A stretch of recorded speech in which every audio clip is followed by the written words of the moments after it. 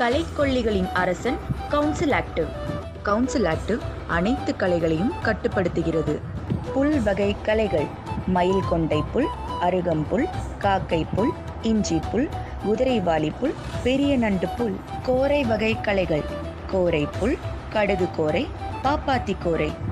அகன்ற இலை களைகள்: கரிசலாங்கண்ணி, பொன்னாங்கண்ணி, மூக்கு சுருட்டி, ஆலக்கீரை போன்றவை. கவுன்சில் ஆக்டிவ் களைக்கொல்லியினை பயன்படுத்தும் முறை: 20 கிலோ மணல் அல்லது உரம் கொண்டு கலந்து பயன்படுத்தலாம்.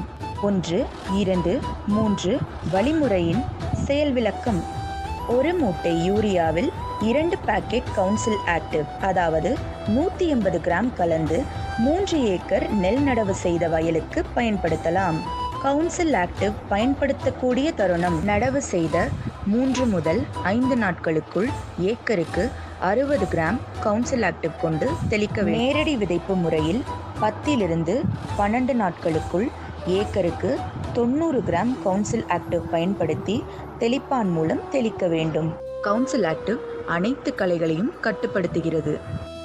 கவுன்சில் ஆக்டிவ் பயன்படுத்துவதால் ஏற்படும் நன்மைகள்: தெளித்த பின் 35 நாட்கள் வரை களைகளை கட்டுப்படுத்துகிறது. அனைத்து விதமான களைகளையும் கட்டுப்படுத்துகிறது. வேலையாட்கள் கூலி குறைவு.